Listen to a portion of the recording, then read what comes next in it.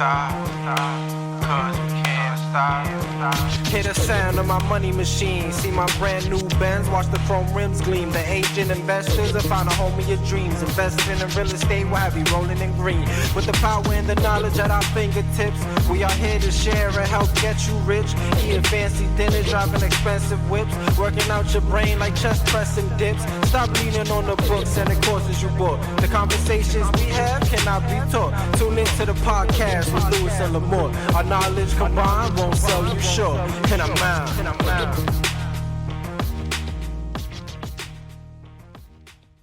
And welcome to another episode of Lewis and Lamore. This is the Agent Investor.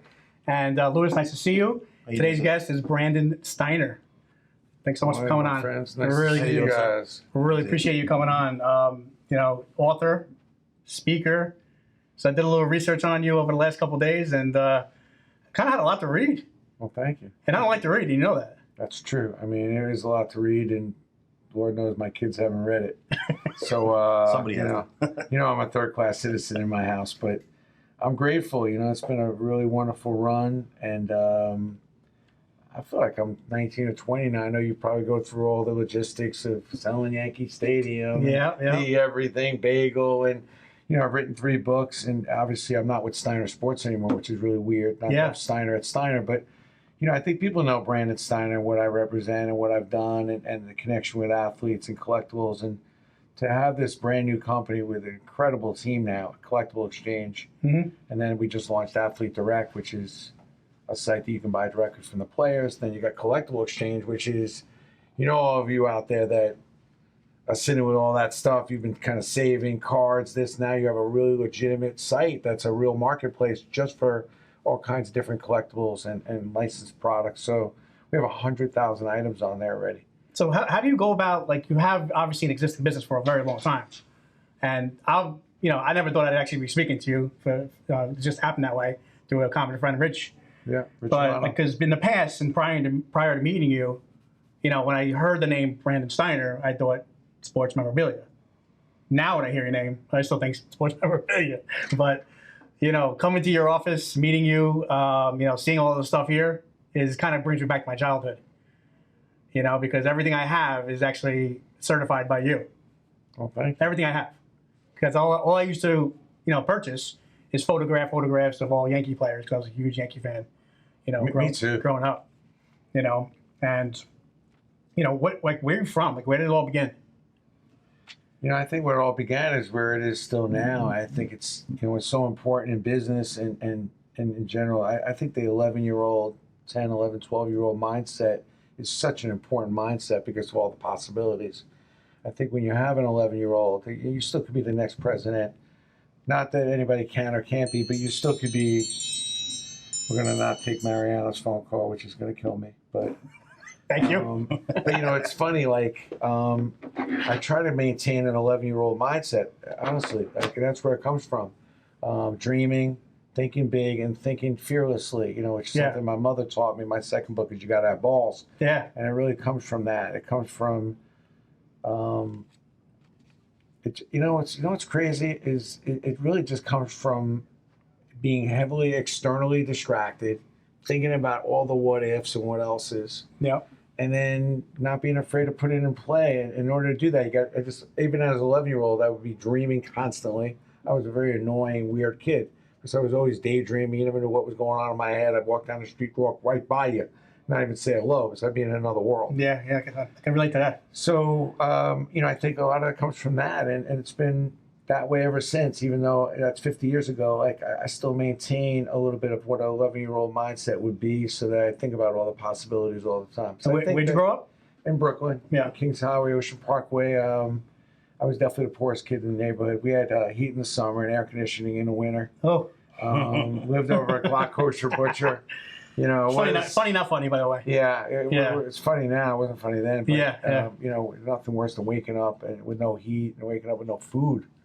But that could change. It has a very strong, powerful effect on. Yeah, it's a very powerful effect on a person, especially when it happens as a kid when you don't have the bare essentials, which I now I'm very grateful. Like, even now, like, before I go to bed, I walk around my house like, wow, food. Still. Oh yeah. Yeah. So this day I came up with food I have in this house. So very, very humble. I mean, so you've no, I mean, you already said it. You come from a poor background, and obviously you've been around for a very long time. You know, people know who you are. You're obviously noted as successful. You know, so at what point of your life did things start changing for you? Well, first of all, one of the things my mom always said is that, you know, you are very, very smart, have potential to do anything you want. We're not poor. Our circumstances are poor. Matter of fact, they suck. Yeah. But we're not poor. You have every opportunity like any other rich or whatever other kid on the block. But don't let those circumstances get in the way of anything and everything you want to do. So I never really got too caught up in the poverty part of it all. Yeah. I knew it was about making the best of what we had. And I still don't get too caught up in the capitalistic monetary part of the success as much as I do as far as, you know, how I've raised my children or the kind of husband I am or how I could be in the community is more important pillars of success for me than the fact that what gives me a lot of props and everything is the fact that I've run a really big business and people know that I've made millions of dollars and that gets people excited. Yeah.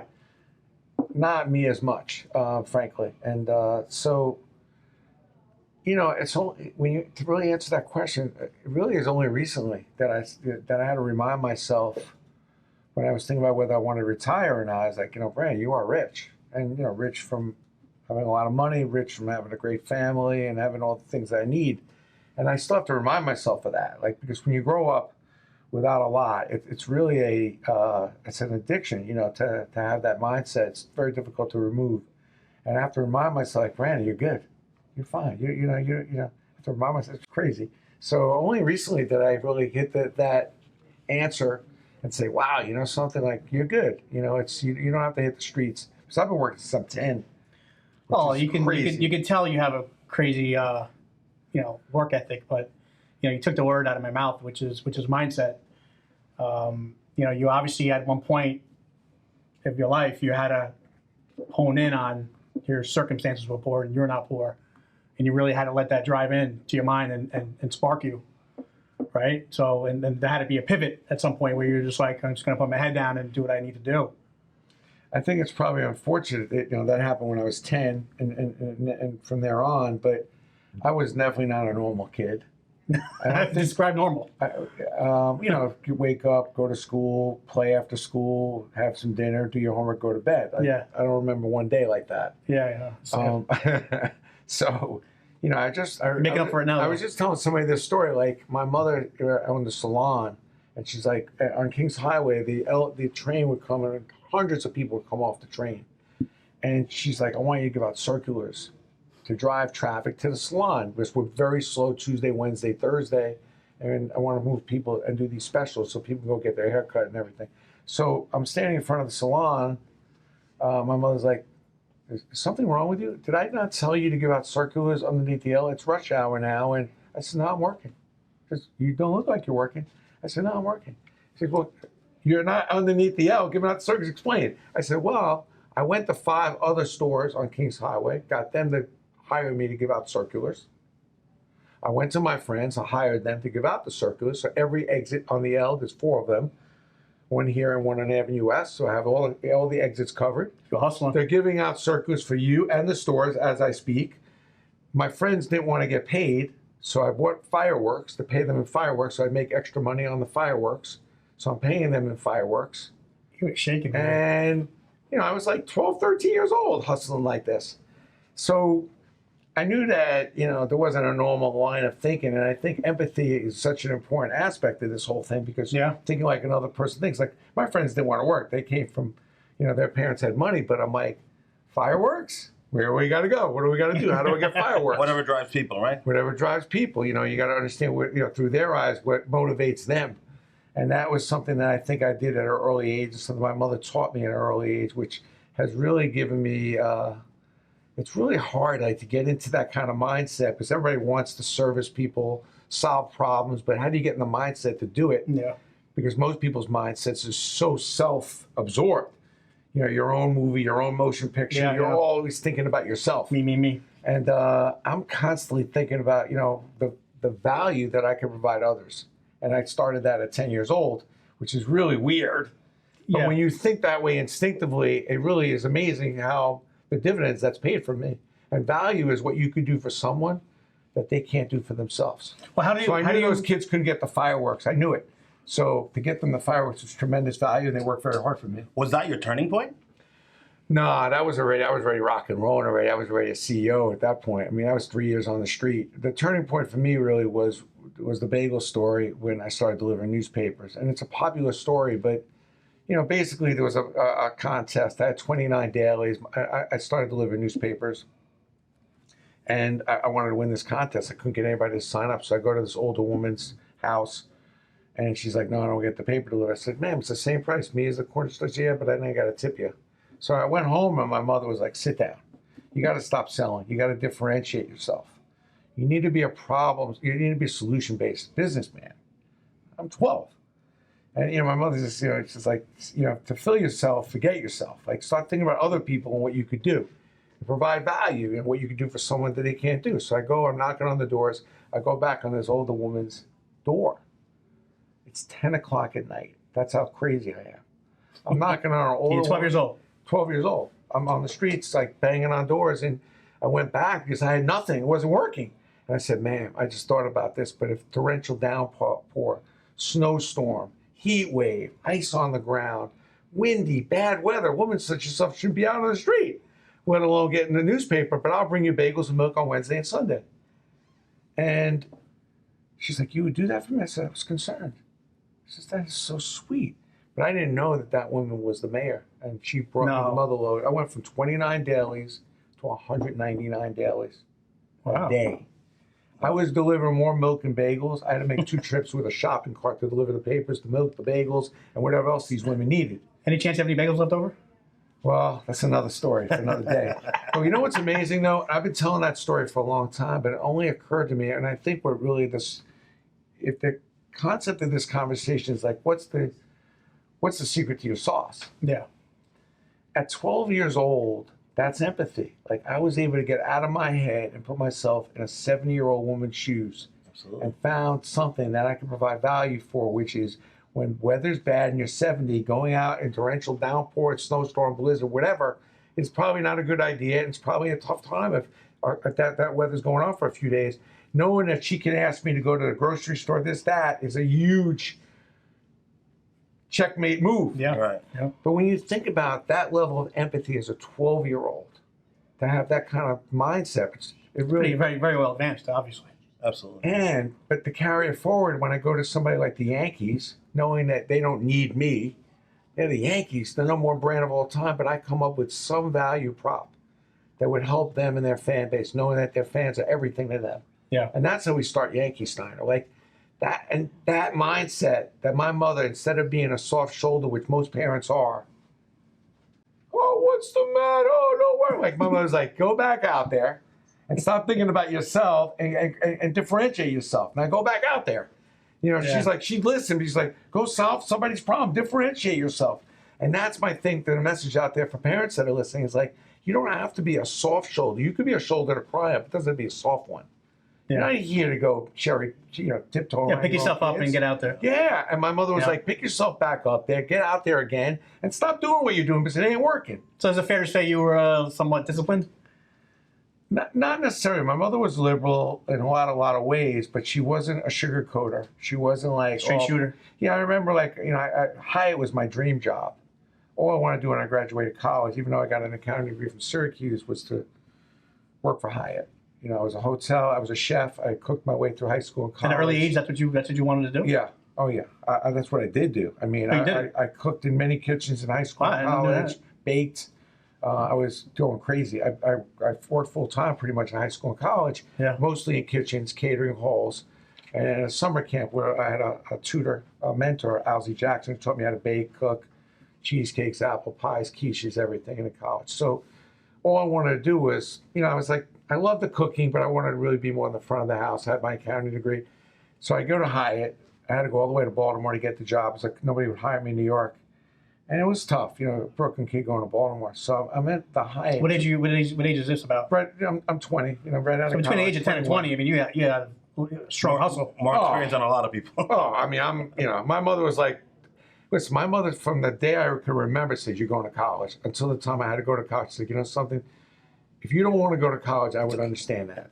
Because I know, and by the way, if you do go to college, you're not going to go for marketing, because you can go teach marketing there. Yeah.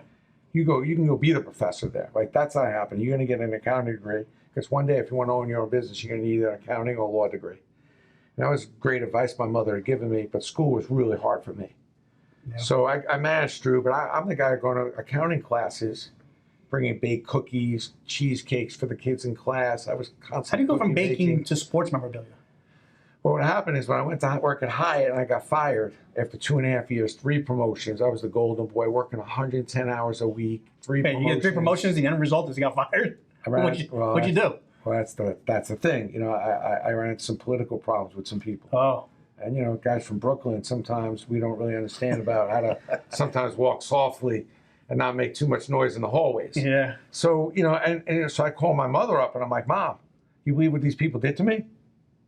This is crazy. This is wrong. They wronged me. My mother's like, listen, Hyatt Hotels is growing like leaps and bounds. They're looking for good people. They're not in the business of being able to afford to fire people that are really highly qualified. Yeah. You need to start looking around the edges and start smoothing those up. And you may need to take a look at your attitude and maybe make an adjustment. I'm like, Mom, I was literally in tears. And my mother's like, I go to the library, I go to the bookstore, I pick up every positive thinking, self-help, sales book, Norman Vincent Peale, Dale Carnegie. You start hitting the books. Oh, hard. And I'm not a big reader. I'm not going to lie, even though I've written 3 books. And I'm reading everything about figuring out how I can go adjust and alter my approach. Yeah. I know I've got the goods, the hustle, but I obviously my communication and the way you're lacking a little bit there. Yeah. Yeah. So that's how. Did anybody push books on you, or you just kind of said, you know, I'm going to. Well, you know, my brother was reading. He's like 4 years old. He's reading books. My mother was highly intelligent, reading a book a week, and I had, you know, learning disability. Reading was really hard for me. Yeah. From the ADHD and just probably some other, you know, maybe. It's hard for me to comprehend what I'm reading. Yeah, I get the same problem. So when I do read, I have to read very slowly. When I'm into something, I will take my time. I usually read a chapter at a time because it is hard for me to, on the comprehensive part. I'd rather have somebody tell it to me, or show it to me than for me to have to read it and figure it out myself. But you know, it's funny. So you know, from Hyatt, I go to some other restaurants like the Hard Rock Cafe in New York, which is like winning a lottery ticket. Frankly, wow, how I get this job is amazing. But then ultimately, I leave Hard Rock to go to open up a sports bar. That's why I met all the athletes. And at the time, I couldn't raise the money to open up. It would have been an ESPN zone. Really? And I ended up opening up a small little sports PR firm, which I was. And that was like your entry into the sports world? I was doing. I got LT open up his restaurant. Dave Winfield had a restaurant. Ron Darling had a restaurant. Mickey Mantle was a big restaurant that I worked with, and developed a really good relationship with Mickey. Thank God, the guy loved me. Thank God. Lawrence loved me, so I had a good relationship with him. And, you know, these guys would do stuff for me. And, you know, I was just kind of working things. But I was a good PR guy. I got on the phone. I called newspapers, magazines. I helped Lawrence with his fan mail. I don't want people to think I was always there, easy peasy street. I mean, I'm in parking lots waiting for phone numbers. Yeah. There's no cells. There's no emails. So, you know, it's... A lot of chasing? A lot of rejection? Oh, yeah. The level of rejection in the Very similar to real estate, once again? Yeah. And also... the grind, you know, really, really trying to find value. Like, who would think of, Lawrence, what are you doing with all your fan mail? Oh, man, I got literally 50 boxes of fan mail. And he's a good dude. Like, he felt guilty about throwing out the fan mail from all these kids. Because back in the day, so I said, I'll take care of that for you. So I'm opening up letters, and I'm trying to find maybe a couple appearances and show some dying kids, unfortunately, and he'd sign some stuff for them. And I served a purpose. I had some values. Now I'm in front of Lawrence every 2 weeks with those things. I'm in front of Otis Anderson and Carl. So you got into the sports memorabilia business by really just coming from a place of contribution. I was just doing a lot of charity stuff for them, golf outings, and before I got into memorabilia, I was really into the marketing, and still am today. I'm marketing players, and still do today to help companies grow. So you have a company, and you want to do an appearance, and draw some people to your store. You want to do a PR thing where you're trying to get a player to go on TV to talk about a new product you were creating. I was the guy you would go to in the 90s, and really one of the more popular guys to do it. It just wasn't making as much money as I thought I could make, and that's where the memorabilia came in. The memorabilia was just an added value to the marketing, and then all of a sudden it just took off. It blew up. I was booking 2,000-3,000 appearances literally a year. Wow. Moving players all over the country. And remember, in the mid-'90s, there was this real estate boom with Kmart, Sports Authority, Walmart, Caldor, All these anchor stores. Macy's, all these big super malls. I mean, I did more appearances, Mall of America. So I was putting appearances together for all these openings in stores and malls. But then when it all settled down, I was doing okay, but I was like, I don't know where this is going. So then all of a sudden, the memorabilia thing kind of came into play. So It's crazy. what's like? How does it work? Like, you start meeting these players, LT, helping them out with the fan mail. Yeah. And at what point does it turn into an actual business? Well, the funny thing is, I met a lot of the players more casually in the Hard Rock and the Sporting Club and the sports bars, because that was a new concept in the 80s. Were you intimidated at all at one point? What's that? Were you intimidated at one point with high-profile people? I was really more excited. You know, I was just so excited because being a big sports fan, and I felt like I had a little bit of an idea what to do with these cats. Really? You know, so I made friends with them. It was pretty cool. It was pretty new. And at that time, it's not quite the way it is now. I mean, hanging out with Mickey Mantle. I remember Mickey called me up in my office, and I had these 100 photos from this sign. And he calls me up. He says, Brandy, why don't you come over to Regency? I'm with Whitey. We could sign the photos. I said, great. Oh, by the way, one thing, I'm going to have to raise the price. It's not $15. It's $20. So I don't want to use the language here, but, you know. Like, you effing this. And Mickey was a big cursor. He started like, you effing this, and I'm not coming. The hell with you. He says, come over, we'll have a beer, we'll work it out. I said, no. Not only am I not coming, I may never come. I sent an intern. An intern actually told me the story 3-4 years ago because I forgot that this happened. He goes, you believe you sent me to the hotel with Mickey and Whitey because you wouldn't go because you raised the price $5?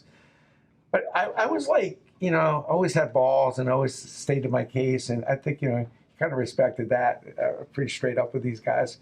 So you never really got starstruck at all? I mean, with certain players that I was really like, you know, a guy like Clyde Frazier at the beginning was like my idol growing up. I always wanted to be like Clyde. So, but I just, everything opportunity. You've been around, you know, Yeah. a lot of like very, very famous people, like, you know. Yeah. I mean, at this point for me, what was exciting was, and really almost since the beginning was like, man, how did this guy get to be this great? That's what I wanted to know. Yeah. What was the secret sauce to Lawrence Taylor? How did he become so great? So a lot of people look at these great athletes and they think it's just all luck in the genes, and fit, but it really isn't that. No. It really isn't that. A lot of it is the upbringing. A lot of it is the mental mindset. And every now and then you get a Lawrence Taylor. But there is no rhyme or reason why a guy could be that great and that special. Even though what people don't realize is Lawrence's his high level of intelligence, besides having an incredibly high football IQ, let's say, he was a really bright guy. When people all of a sudden think, oh, he's not a football player. Not. That's people judging Yeah, from the people are outside. very judgmental about that. But so, like, to me, like, you know, hanging out with a Roger Staubach, you know, in my earlier days, you know, a very successful, you know, Navy, real estate, incredible. I mean, Heisman Trophy winner, 2-time MVP. Like, wow, like, what's the secret to the sauce? So I was always gravitating to be a collector of that kind of motivation and that kind of success because I didn't really have those role models. So I would use that stuff and try to incorporate what I was learning from these players and put it into my own kind of mindset, if that makes sense. Yeah. But so you never really got starstruck. I mean, you're around guys, even today, like you're still dealing with people like Derek Jeter and Mariano. You just called them a little while ago. Yeah, I mean, Now it's just like meet anybody. no, that's not true. Like, my mindset is I'm still very excited, and I have to, in order to do what I do, I have to be as equally as excited to see a Mark Messier is the first day I met him and did a deal with him. But my soul knows that, hey, him and me are just equal, just the same. Yeah. You know, down deep, we're all going to go to the bathroom the same way, and we're going to bed tonight on a bed with a pillow. But I have to respect the celebrity aspect of them and maintain that excitement because that is kind of what the business is about, and I have to respect that. Well, it is exciting. Yeah. So starstruck, but not starstruck, but excited and making sure I understand the greatness of. Listen, I think anytime you're around anybody that's extraordinary, which is only, you know, a few people here and there, whatever it may be, whether it's the best real estate broker you ever saw, a person that takes care of you in the diner that's just unbelievable. Yeah. I mean, I think that's what moves me, man. Those are the sounds that I love. Well, speaking of real estate, so not many people know, but you are a coach of mine now, and Louis is still a coach of mine because he coaches me every day, every week. How did you get involved in coaching? Well, I've been coaching. for quite a while. I've been mentoring a whole bunch of people probably for the last 15, 20 years. I've done it up to this point for free. Yeah. I have more people that, because I think the joy, listen, to help people is not a burden. It's really an opportunity that will lead you to share joy. I mean, Personal satisfaction, right? Oh, I mean, and you know, I listen, there's always money to be made. I'm not afraid of the money grab. I'm not afraid to make money. I like making money. But equally, I've learned that it's really nice to just do things just for the sake of doing them and not have a line item attached to it. So I learned that, you know, listen, a lot of people have mentored me. I didn't become who I am today without a lot of people reaching out and helping me and not expecting anything back. Yeah. So over the last years, I've 3 books. I've spoken at probably well over 100 colleges. I mean, it's part of my DNA to go and teach and coach, and I enjoy it. So Well, you have a life story as well that And the experience, right? yeah, you have the life story that comes along with the experience that you really can't put a value on. You know, like you can't put a dollar amount onto it. It's invaluable. I just don't want to be that guy who's like teaching and coaching about some shit that I did 20 years ago. And there's nothing wrong with that. I don't have a problem with the guy who retires. He's 70 years old and he's talking about some stuff he did 20 years ago when he was really successful. I love coaching somebody 10 minutes after I just cut my own deal or just got deferred or rejected 5 minutes before that's real. Right. And I think the feedback I get, you know, when I do speak to different companies and when I coach people is that, Brandon, you're real. Like, you're in the same shit I'm in, except you got maybe a little more experience and maybe a little bit of a slightly wider view of it all. And so what I've done is purposely is while I'm in the height of my career over the last 20 years, while I'm really doing well, I've gotten into classrooms. I've mentored people to give the best part of me away so they can really see the good and the bad and the ugly. And I feel like it just makes me a little more real. I feel like there's a lot of speakers and coaches out there that their intent is good, but they're not in the mud. Man. They're not in the mud. They're not in the trenches. You come in here, you can feel it. Yeah. I'm in the same shit you're in. Yeah. You're in the same bathwater, man. And it's like, it makes it more fun. It makes it more real because you know some of the things I'm telling you are not only telling you what to do, but I'm showing you what I've done and what I'm doing. Not 20 years ago. What's the number one challenge you see with the people you coach? What's the number one challenge? Because I think a lot of people that are watching today are going to see, like, you know, they everybody needs a coach, right? Whether it's paid or not paid mentor. Oh, there's no question. I mean, if I had my druthers, I'd have everybody go to therapy and I'd have everybody get a business coach because people get addicted to the past, number one. Right. So they have a little bad luck or they have a bad experience, they get addicted to that. And they'll talk about that shitstorm forever and a day. Meanwhile, they have 30 successes and they have a hard time verbalizing and communicating about that.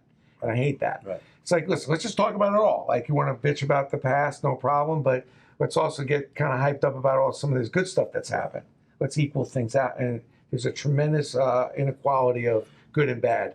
The thing I would say to people that I've coached that's very, very clear is getting them to think about what they can build versus what they can make. How much money can I make?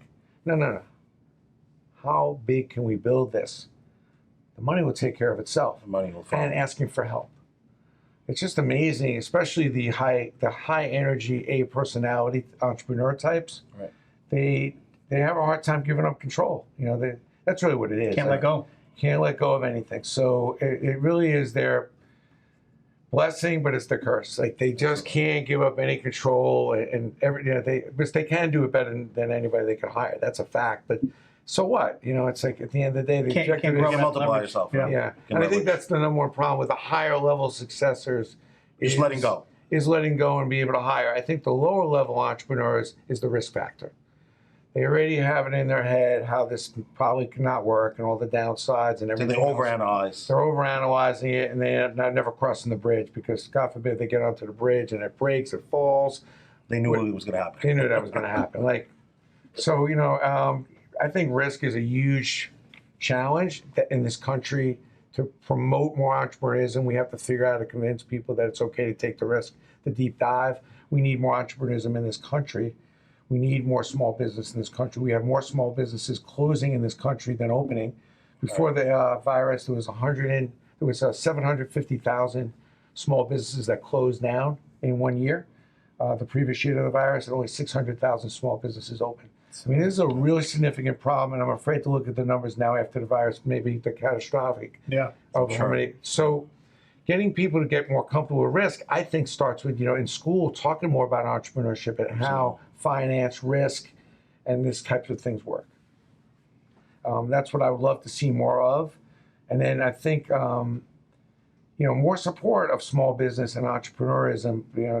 Definitely we've seen a lot of regulation and rules that makes it really tough for small businesses, because a lot of these rules and regulations were set up for bigger businesses, and it's hard for a one-man or a one-woman show to wear so many hats. What was the question again, Louis? How do you mitigate risk, and how do you change that mindset in order to? Well, the way I look at entrepreneurship, and particularly in startups, is first of all, you must take action over anxiety. Action over anxiety. Action over anxiety. It's like make your bed, get busy, get going. You can sit back and worry all day, but it's not going to get you anywhere. But when I look at entrepreneurship, it's breaking into 3 categories. First, turn up their leadership skills. You've got to convince people to do something that maybe that everybody is seeing. So make sure that you realize that. Don't get discouraged by the fact that nobody's seeing what you're seeing. Turn the leadership and the sales skills up. But most importantly, understand the market. Again, turn up the empathy. Put yourself in a common person's shoes. Get common sense about your idea. Show how your idea solves a problem, and show your idea how it's looked upon through a common person's eyes, not only your eyes. The way you can explain an idea through other people's vision is as important as explaining it through your vision. Now, the risk part of it is, at the end of the day, always going to be the one that's the little bit of the knockout punch. And the way I try to minimize risk is say, look, at the end of the day, sample, dream big, dream of your idea big, sample small, and fail quick. You don't have to jump into the deep end of the river right away just because you have an inkling or idea. It's okay. And as aggressive as I've always been incredibly aggressive, but I'm now, in the last 10 years, been an incredible sampler. I'm constantly dreaming big. I'm constantly thinking of the biggest, best possibility that can possibly happen with my idea. And sometimes I get carried away with it, as a lot of entrepreneurs do. And I say, if your idea is that good, sample it small, and then take a look at the numbers and get real about them. And then what I like to do is bring in an outside person that I could trust to give me the feedback of whether they think I'm on the right track or not. And that's where you got to go ask for the help and not be afraid or embarrassed. So dream big, sample small, fail quick, take action over anxiety, do something. The worst come to worst, you failed small. Yeah. Before you jump into the deep end of the pool. And then you pivot if you have to. Yeah, and I think a lot of my ideas, it's very tough. And be prepared to get into some dark spaces when you get into stuff that's not being done and you're trying to find a new space and trying to really facilitate a new idea. Understand that it is dark. It is a little lonely. I've brought myself to tears over some of the frustrations of trying to do something that I can't seem to get anybody to see what I'm seeing. Because you have to have some patience. Some of these things do take time, but don't be SOS though. Don't be stuck on stupid. Do not, just because you have a good idea, after you've sampled it and played around with it, sometimes your idea just sucked. It just isn't what you thought it was going to be. And there's always another idea right around the corner, because if you're continually dreaming and thinking and being diligent about, what other people are looking for, what other people are thinking, there's plenty more ideas. And I'm convinced of that. On the previous podcast you did that you forwarded me, you did on the new norm, which was the podcast you did, which was very good. Yeah, you mentioned that you can't have faith and fear at the same time. What do you mean by that?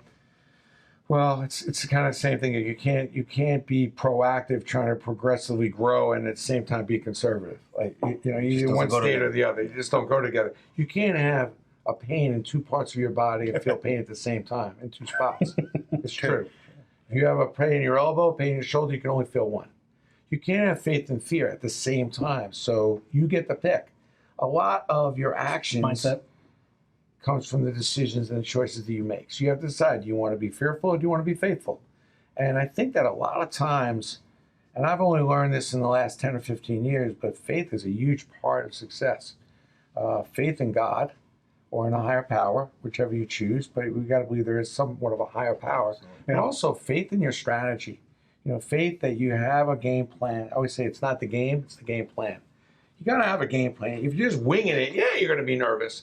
But if you sat down and really thought about who your customer is, who your product is going to serve, and then confident in your ability to go and kill it. Go drive it home and do the best you could do. If you're confident, you've thought about the logistics, you've thought about the strategy, the good Lord didn't put you on this planet to fail. He didn't put you here to wander and not know where your life's going to go. You're going to find your way. You may be a little bit off course, but you can find your way with some resilience. And then again, resetting your strategy sometimes, or just being a little more patient. I think that, to me, faith is probably one of the most underestimated things in business. I think people have a strong faith a lot of times, and they look at that more as a religious and spiritual experience. But it's true also in business. You have to believe that what you've put together and what you've put forth, if you're doing it with the right intent, the right reasons, and you're going through the right process, not just, oh, how much money can I make, but this is helping somebody. This is actually good, this is good work. Because when you do good work and your process is strong, sometimes it works, sometimes it doesn't. But from a confidence standpoint, I always feel good because I know I did my best. It's when I didn't do really my best and it was a little shoddy and I kind of was just winging it. Cut corners. That's the stuff. Yeah, that's the stuff that kills you down the road when you look back and say, damn, I could have done it better. So I think faith is such an important aspect, as I do with fitness. I think fitness too, staying healthy. Yeah, you work out every day? I try, I try to do some cardio every day and try to do something. You go pretty high energy. So I try to make sure that, the clarity particularly, I don't necessarily work out every day necessarily on my weight as much as I do for my mental gym to keep my head clear and I use that as kind of almost a meditation time where I'm able to think without being kind of distracted. Yeah, very good. So basically a lot of stuff that you explained, one of which is empathy a lot. Another thing you mentioned a lot on the other podcasts and every day. You mentioned to lead with empathy, which means the ability to understand and share the feelings of another. I think leading with empathy, and the definition of empathy is putting yourself in a common person's shoes. What I'm really saying is turn up the common sense.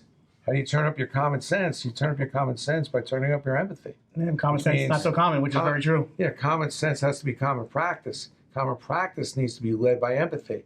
By thinking about how other people view things, by thinking about other people may be feeling, he's going to give you a strong sense of what next steps to take with that person or for that group of people that you're trying to figure out how to make money with. So I can't emphasize enough about common sense. I think it's always been a strong point of mine since the newspaper story, to be honest with you. You ever found it to be common sense to kind of get in your way sometimes? Because I've had that issue. Kind of like just frustrated because you're trying to get through something and try to accomplish something, and you feel like you're just like ahead of maybe the people in your group, and it's possible. Yeah, but common sense is still always is a certain leading characteristic to have. In my last book, Living on Purpose, it's about faith, fortune, and fitness, and those are sort of the common sense thing. Like I go to the bookstore and I ask probably 5 different salespeople, like, we're the number one selling books in this damn place, And I was just trying to buy some time because my wife was buying some books, but she's like, oh, this book about losing weight. Oh, this book about God, And those are the top selling books. How can I lose weight, God, and then how can I make $1 million like in a day? So I'm figuring, faith, fortune, and fitness. It's like, but if you really want to lose weight, you can cut off your arm. Lose some weight. Yeah. If you really want to get close to God, you can die. That's probably the closest you're going to get to God. Nobody wants to die. And then if you want to make a fortune, get close to a really, really, really rich relative and hope that they die and leave you in the will. Or go buy a lottery ticket, which is not really likely to do either one of those. But the common sense to me said, if I led my book with those 3 premises, that would be more interesting for somebody to go buy. Right. But the book is so much more than that. So I try to lead I think the highest level of my marketing and PR promotion ability since I'm a kid is really like people think that I'm this marketing guru or whatever it is. I'm like, no, I think I have the ability just to see the absolute truth. I think the best form of advertising is stating the truth. The way to state the truth is having a high level of common sense and empathy. And that's why I've been able to lead my marketing campaigns with very little money that have been very catchy. You got to have balls. Like, it's catchy. But be fearless, be, selling dirt, $50 million of dirt. Like, it's just obvious. I see people going to the Yankee Stadium, they're grabbing a handful of dirt and putting it in their pocket. Say, obviously, there's got to be something to it. Yeah, people keep doing it. So maybe I should just sell it. So I don't know, just common sense, just looking at the obvious, you know, stating the obvious. And I think when you can be transparent in your selling approach, especially when you're an entrepreneur, if you can be honest and transparent, as opposed to trying to come up with something kitschy, it really moves people. Like, so that's been my thing. Like, I'm not afraid to make fun of myself in meetings and proposals with my own staff. They know.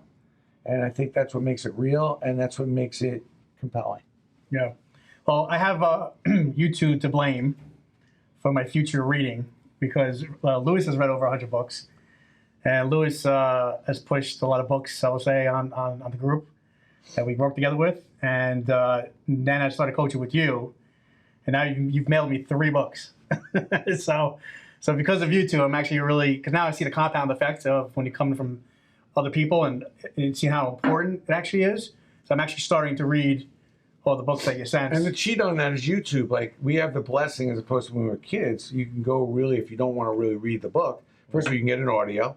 Or you can go on YouTube and watch a 30-minute speech probably from the author who's going to give you pretty much most of the book if you want to go that route. So all these books behind, I've read most of them, all these parts of it, and I read through books. And, you know, I'd like to think that this has helped me. I went to go see Bob Knight, who's, I think, one of the greatest coaches of all time in basketball, right? And I'm selling his collection. So I'm in his house, and I see a library twice the size of this wall. I'm like, Coach, what are you doing with all these books? And he just starts mumbling. Like, I'm like, like, so I started, Coach, did you read these books? Nah. Then I start picking out the books. I mean, every basketball book I've ever known a coach or player to write is in this. And I start seeing notes in there, underlying highlights. So I think that, like, anybody who's gotten to an extraordinary level in their careers has had the student mentality. Yeah. You know, which you always have to be faithful, available, and teachable. You got to be a student in some way, you know, so. Yeah, smart words. Yeah. Yeah. So we have our finishing 5 and out questions. And thanks for all the knowledge, because that was Can I ask you one last question? Oh, please. Yeah, sure. What do you think of the word rejection? I love it. You know, I've thrived on rejection. I have a list of all the people that, I'm a big fan of the underdog role, and rejection is kind of the feeder to that. You know, it's like, you know, so you need some rejection. You need that rejection to people to question, and I use it as a great motivating tool. I always say that I've got a list of those people in my closet when I wake up, all the people. So I think to do business, especially in today's day and age, yes, lead with empathy. Yes, lead with kindness and compassion, but you got to be hostile. As much as I have empathy, I'll rip your freaking heart out and leave it right on the floor, man. Okay? Yeah. I'm hostile, and I am in it to win it. Yeah. And I'm not afraid to do a money grab. I'm not afraid to go after it. So, and there's a time and place. But healthy balance. when you think about the best thing that's ever happened to you, it's when people have pushed you back. It's when your back's been against the wall. And you got to put yourself, particularly when you're in sales and entrepreneurship, you got to make sure you have the perpetual mindset to put yourself back against the wall. You got to embrace it, right? You have to embrace it, and you have to Get comfortable with it. You have to get comfortable with that hostility, because we're humans, and we are born for that. We're one of the few species on this planet that can get hostile in a controlled way and use it to our advantage. So the goal is, how do you stay hostile? Because that's when, you know, when your back's against the wall and you got to put food on your table, and you got to make sure your employees get paid. A lot of more things happen. Calls get made, you know, closings happen. So how do you do that? So rejection, to me, the underdog is the mindset you always want to have. All the people that said you couldn't do it, I know them all. My high school guidance counselor told me I couldn't go to college. The guy that fired me at Hyatt, all these people that questioned whether I was the real deal or not. I love it. So you use rejection as a fueling mechanism to... It's firewood, baby. It's firewood with gasoline on it. And I use it every day, and still to this day. Regardless how much success maybe I've had or not, I'm still fueling that fire. And if you watch The Last Dance with Michael Jordan, he was a master at it. This guy said he was better than me. Joe Dumars was, really? That's always better than you, but he'd make up these stories. He'd make up these stories about how they were questioning whether this player was maybe better or this player scored more than he did, and he'd go and torch him. It's unbelievable, and it is about the game within the game that you play. it's not only the game, it's the game plan, but it's the game inside the game. And you have to, like, when I go play basketball, I'm like, I know you said something nasty about my mother when I was a kid. I know you said my mother was a little overweight. I know that. I'm going to mess you up, man. Or, you know, I figure out a way in my head to hate you. I figure out a way. When I was playing organized basketball, I'd be like, you know, come up with excuses of how it's going to rip your heart out, like to hate you, to get myself hostile, to get myself really fired up so I would not let you score. So I think that's a big part of it, that picturization and that kind of mindset on rejection. But again, you have a choice in life. You know, it doesn't matter where you are. What only matters is what you're willing to accept. It doesn't matter where you are. So you have a mindset like, you know, I got rejected. Oh man, maybe I'm not that good. Or you're like, maybe that person doesn't know what the hell they're talking about. Yeah. And I'm going to actually show them. It's another mindset move, though. And I'm going to be punishing their ass. You'll reverse the. Yeah. 100%. You know, I think the only thing that matters about rejection is that if you get rejected from the people that love and care about you, and if they're doing that, then you may want to think about what the story is there. Everybody else, what they think and their opinion and their view doesn't really matter, in my opinion. So, yeah, absolutely, absolutely. But he asked the question, and that was the answer. Yeah. So our last segment, 5 and Out, because we want to know a little bit more about Brandon Steiner. Sure. 5 questions, and we're done. Even though it wasn't much of a podcast, it was more of kind of like a coaching session, which was pretty awesome. Well, I really enjoyed it. You know, I mean, very, it's just my very head. good. I mean, Nah, it was great. Very good. Very good. I love it. What's your favorite food? Oh boy, It's a tough one. Hard, man. Come on, it's a softball. That's an easy one. It's Spumoni Gardens. It's Sicilian pizza. Spumoni Gardens is my favorite thing. Yeah, no doubt. Do you have a favorite movie? It's probably A Few Good Men. It's a good Rocky One is unbelievable. Braveheart, another great one that I can always watch. Do you have 3 on and favorites? on. Yeah, some of those. Shawshank Redemption. Those 4. That's a good movie, too. Yeah. So if you were lucky enough to hit the lotto today, what's the first thing you were doing? It's funny you asked that question because I've been thinking a lot about that. Because I've never been a person to buy lottery Yeah, me tickets. either. So I never wanted to win.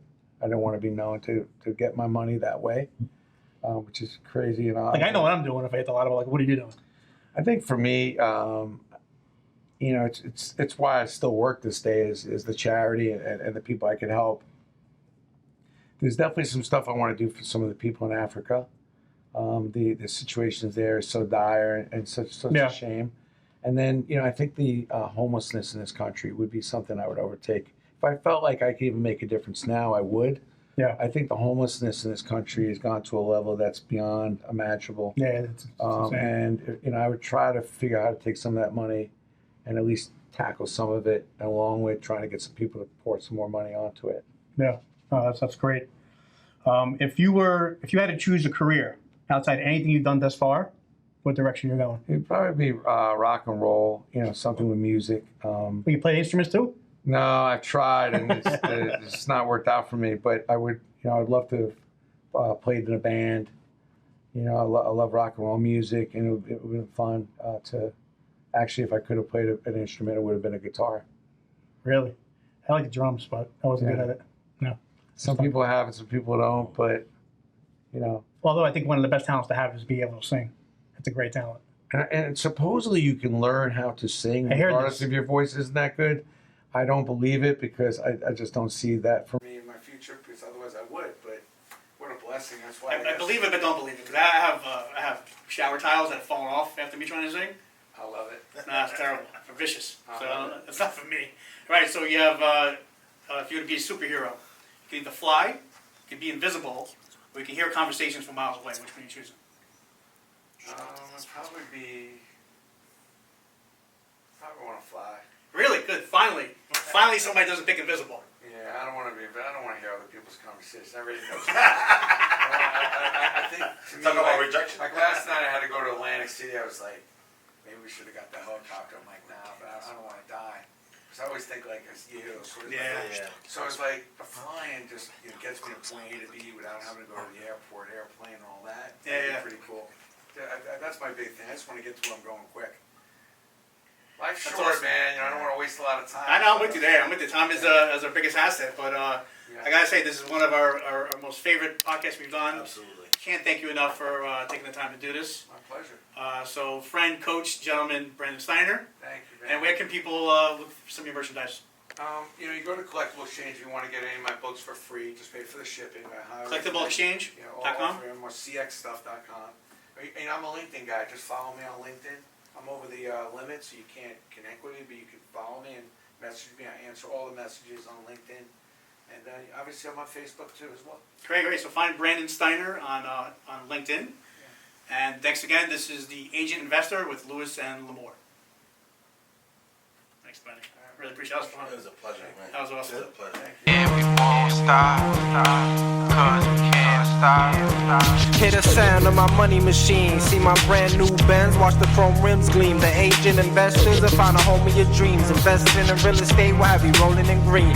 With the power and the knowledge at our fingertips, we are here to share and help get you rich. Eating fancy dinners, driving expensive whips, working out your brain like chest pressing dips. Stop leaning on the books and the courses you bought. The conversations we have cannot be taught. Tune into the podcast with Lewis and Lamore. Our knowledge combined won't sell you short.